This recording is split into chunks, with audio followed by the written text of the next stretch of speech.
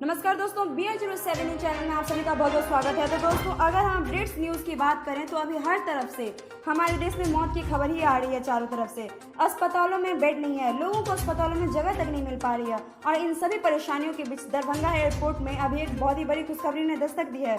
जी हाँ दोस्तों, ये खबर कैसी है, अच्छी है बुरी है, इसका तो पता नहीं, लेकिन पहली बार दरभंगा एयरपोर्ट से एयर एम्बुलेंस ने उड़ान भरी है। इसके साथ ही आप देख सकते हैं कि दरभंगा एयरपोर्ट की तरफ से जो ट्वीट किया गया है और बताया गया है कि दरभंगा एयरपोर्ट से दिल्ली से दरभंगा और फिर दरभंगा से विशाखापट्टनम होते हुए चेन्नई तक के लिए पहली एयर एम्बुलेंस ने 29/4/2021 को पहली उड़ान भरी है। और उन्होंने बताया है कि इसके माध्यम से एक व्यक्ति की जान भी बचाई गई है। तो दोस्तों, ये जो एयर एम्बुलेंस की जो उड़ान है, इसकी जो खबर आ रही है वो अच्छी खबर साबित होते हुए दिख रही है।